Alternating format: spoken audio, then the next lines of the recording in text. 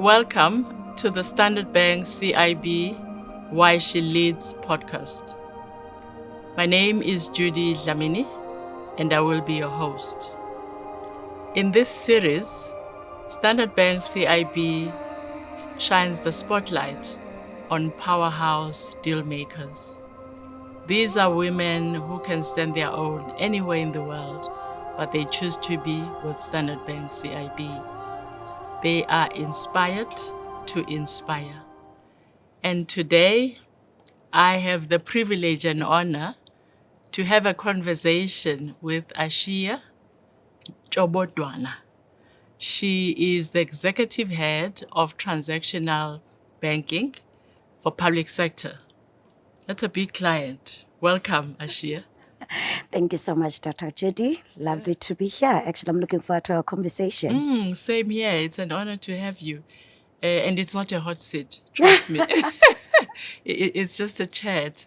You know, I looked at your profile and I wondered why you decided to go straight into the industry of your choice and not serve articles and do all those auditing things. Why? Wow. I guess I'm going to have to start with my story of my high school to get to that for you to understand. So I didn't have the privilege of going to a multiracial school, unfortunately. So I started in a township, in a small town called Mbekweni in Paarl, where I went to school at a Desmond Pilotutu High School. While I was in school, a lot of the things I always say, I always joke about this, even in accounting was taught in Xhosa. Yeah. You know, everything was taught in their home language. But I was determined to excel because I wanted to get out of the township. It was my ticket out of the township to go to school. Fortunately for me, Ernst & Young came to the school to look for disadvantaged background children that they can sponsor going to university. And I was lucky enough to be one of the students who was chosen that year to be sponsored by Ernst & Young to study at the University of Cape Town, doing my accounting, which is what I was good at the time. So I did a BCom accounting in there. While I was studying, I had the opportunity to also work. So I didn't have vacations. Every holiday, I had to come up to Joburg and work at the Ernst & Young offices serving articles. And of course, the CAs that were working for the company. So I was an intern, for the lack of better word. And with that experience, I think I quickly learned that my personality and auditing were not gelling. I did not enjoy having to walk into these companies and feel like a school principal trying to see what have you done, where did the money go, and et cetera, et cetera. I wanted to be more on the opposite of what's happening here? What are you guys doing? So I realized I'm going to be in trouble if I stay in the industry, which is auditing at the time. And yeah, I applied for the graduate program in my final year. I was accepted by Standard Bank, and so they were willing to buy me out. And yeah, the rest is history. That's how I joined Standard Bank. I joined the graduate program, and I left the auditing world behind. You talk about humble beginnings, and but you had the guts to tell a sponsor that you're not feeling this direction. What is it? Is it assertiveness? Is it understanding exactly what you want and going for it? What is it? I think it's a little bit of both, because even now, I think in my work, I do have quite a lot of assertiveness. And even in my own personal life, if I don't feel something is for me, it is not for me. And I will speak up and raise that. And also, I got to be independent at a very young age. Coming from a really previously disadvantaged family, I applied for my own varsity. I applied for my own bursary. I didn't have people helping me to do that, right? It really does make you more independent and really being clear about what is it that you want to do for yourself. And so, yeah, I think over time, it's just been the fiber of me that I do speak up if I'm not happy with something. If this is not the direction that I want to go, I would definitely say it and say, this is not for me. It's a good quality to have. So you've been here forever, like I've only worked for Standard Bank. I know, and which is quite interesting because you know what you want. You stay when you're happy. So it means you know why you're here still. If you had to choose to go somewhere else in terms of sector, What sector would you go to and why? Sure. I've been with public sector for a long time. I started after moving from finance, this is a sector that I moved into as a transactional banker. So I always say I'm a civil servant at heart. Government is in me. I've done other things in the bank. I've moved on to card division, but found myself back into public sector again as the relationship manager for the sector and now heading up the sector. But certainly, I mean, I'll be lying if I say I don't think about what my next would be or what other sectors would I like to be exposed in. If you look at government, it's very closely linked into infrastructure. And that's where I'm taking a bit of a liking now and reading a lot about what's happening in the infrastructure. And also it goes hand in hand. When there's no investment by government in infrastructure, infrastructure goes nowhere, right? You do need the government. So that is the sector I think I'm thinking about and wanting to move more into and make an impact on. Yeah, it's just the nice coloration. That's interesting. You've gone further actually, and you started the Women Forum. Tell me about it. Yeah, so I mean, it's not something I started, but I raised my hand to run it. So throughout my career, when I started to bring in transactional banking, I actually joined what we used to call diversity and inclusion back then. We now call it DEIEB. It's a very long acronym, but it's about diversity, inclusion, equity, and belonging. So now we call it DEIB. And every business unit of the bank has that, each area. So I started joining it. And in there, I needed to find as part of this forum that way I can make a difference. Again, I looked around. There were aspects, there was disability, there was, race issues. There were different aspects of the forum. But I knew women empowerment is where I have a passion for and wanting to know again, how can we empower the woman in the business, development, the woman in the business. So even back then, I raised my hand to say, can I run the stream of the forum, which I was allowed to do that. And we did great work.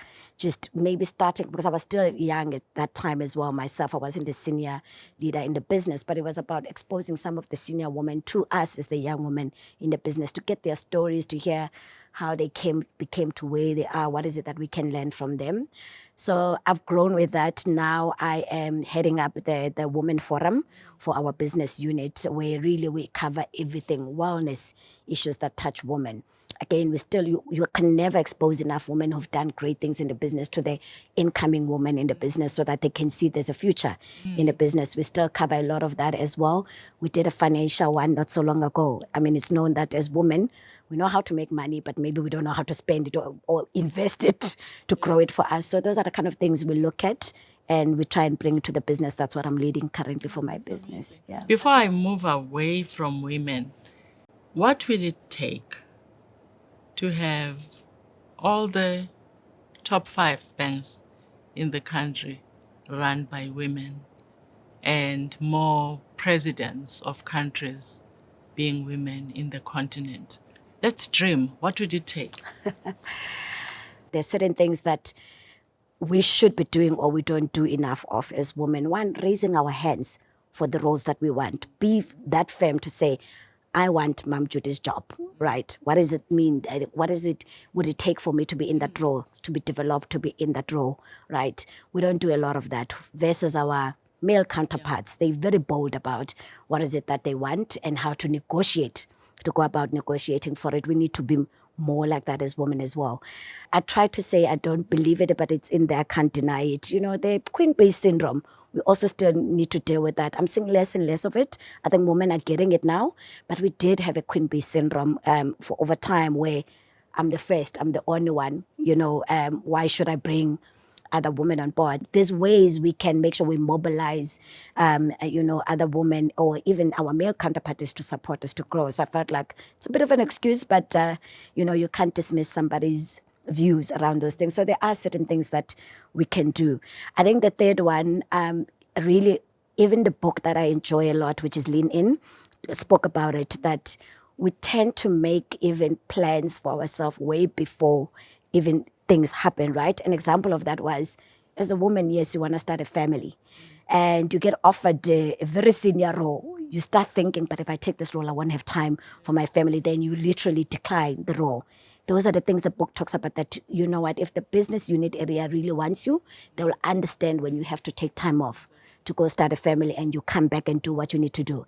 And so we need to stop overthinking it and just go for those roles. That's amazing. Moving swiftly away from that topic that we're passionate about, in your view, what is a virtue that is most underrated, both in leadership and in relationships? Personal relationships, business relationships. So maybe let me relate to, I was having a meeting with somebody today, personal meeting, where she was relating her story to me. And she kept on saying to me, the one reason why I came to speak to you is because it's amazing how we don't understand that empathy and godly leadership is the reason some of us get attracted to certain leaders and want to go and come in and talk to you. And so one of my bosses in the bank had a lot of empathy. And people thought he was soft because of that. Because again, you're supposed to be driving bottom line, tough and all of that. Why are you allowing somebody to come and tell you that they're going through a divorce and that's why they can't deliver? But he made it a point that, the higher you go, and he always used to say this to me, by the way, he's one of my mentors now. The higher you go, your people leadership is more important than your technical leadership, because you've hired people below you that they can do the job, right? You need to be accessible for the other things. I need to be able to come to you and say, I'm going through something. This is why maybe I cannot be able to deliver on this, et cetera, et cetera. And, so that empathy. And I think we still see it as a soft thing in business, or it's a sign of I'm weak if people come and speak to me about their problems and et cetera and all of that. We underrate it in terms of how we can buy you loyalty from your people. How people can know that, this is a leader that I can go and speak to about anything and everything. And I was one of those people for that leader that I'm like, I need to deliver for this guy. I can't disappoint him. So if I felt like that, it would be great to know that the people that I lead will feel like that as well, to say, as much as I'm going through something and I know I can speak to her, but I know I also need to make this leader look good because they listen to me, et cetera, et cetera. So we underrate that. I couldn't agree with you more. It is so underrated. Even in personal relationships, it's love, love, love, but just empathy, kindness,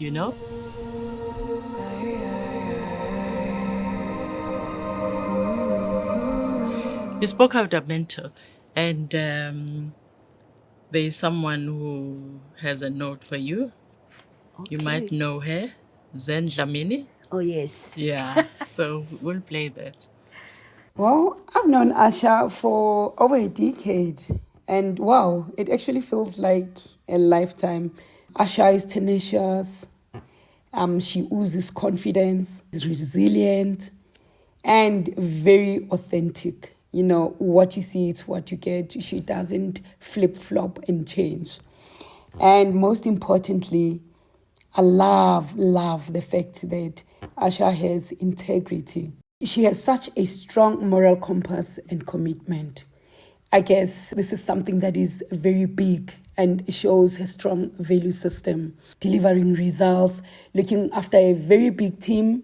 And we knew, like every other weekend, we knew that they're hosting clients. We knew that they've got some initiatives that they are pushing. And she was in the forefront as a true leader. I know she's got a strong personality and she will ask the questions. We would have loads and loads of debates and she'd ask why, and I would give her all the answers. She wants facts. She wants empirical evidence. You can't just do a pie in the sky. There's no pie in the sky with Asya, because she's the person that speaks with conviction. As she sits in these committees and she sits in these forums, and she learns as you show her and then you explain to her. She sees like the best practices, but she learns from that, and then she comes back and then she will ask. She's eager to have the best education. She's did a master's because she's always eager to grow. She'll do various interventions as she believes that education, it empowers you and it doesn't make her be this arrogant person that thinks that they know everything, but instead she will always be the modest Asha that we know. She's very strong on mentorship.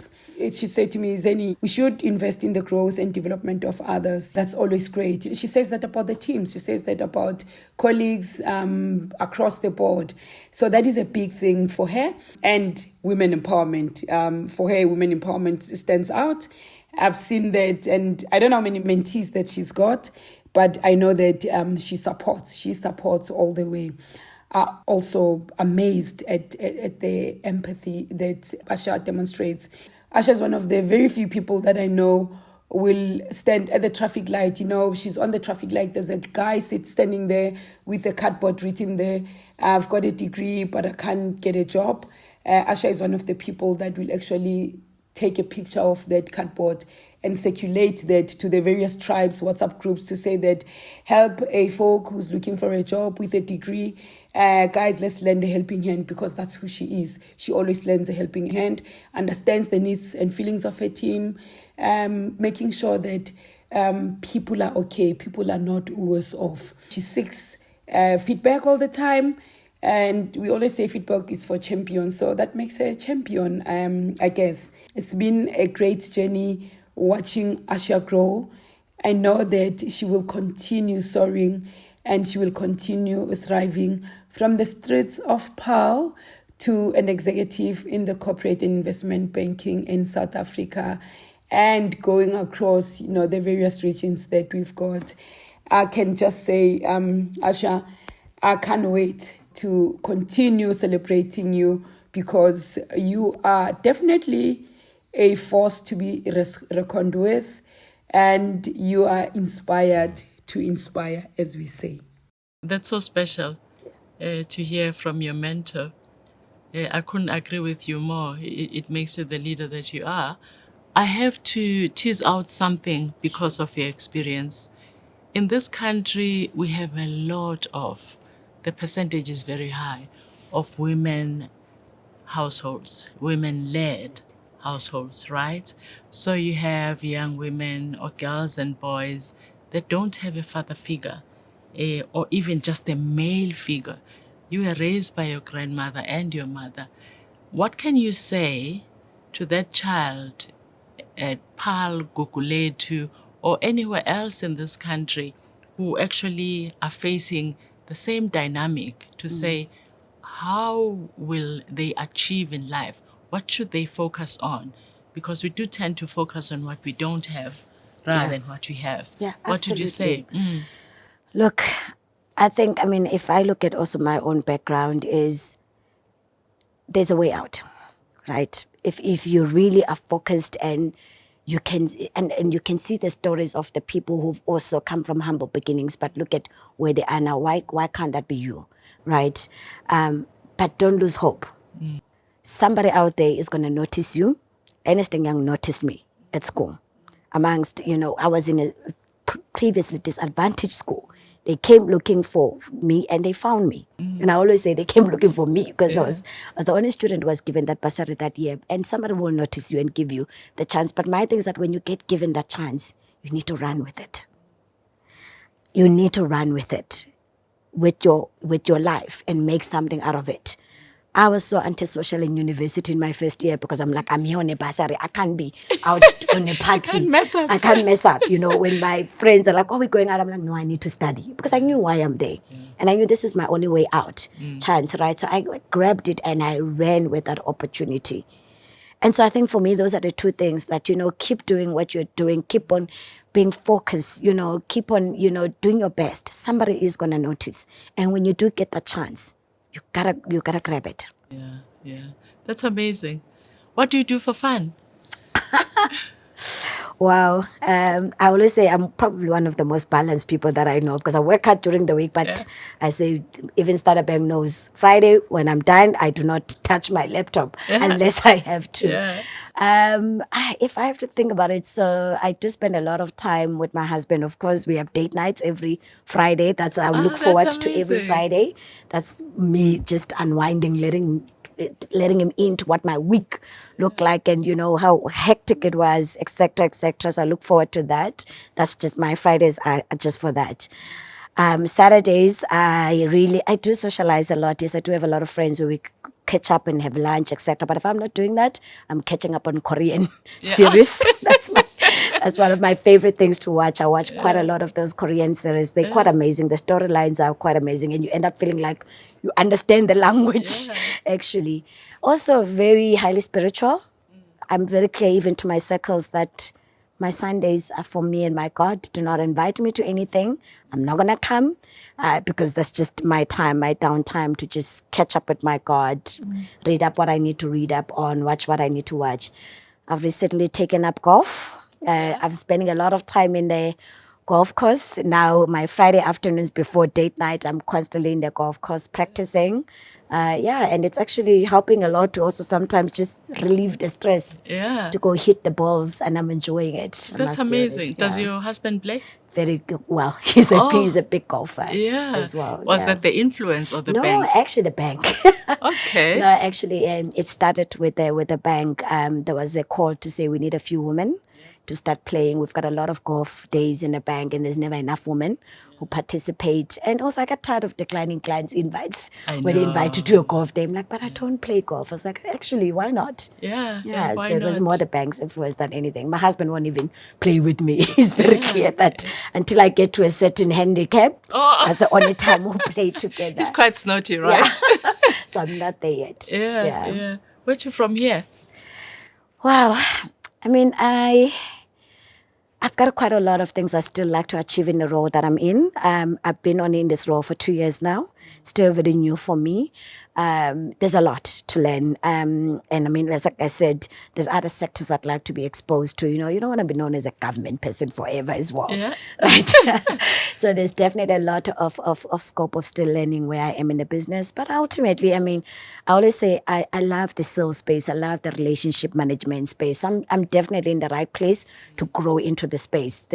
I'm the head of public sector. There's a head of sales across. Why not his role?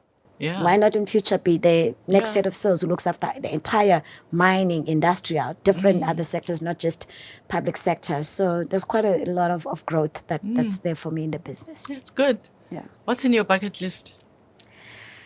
Sure. Traveling to Greece at some point in time. I was supposed to travel sometime this year. It's just we had quite a lot at work, so I couldn't travel. But I'd love to do that.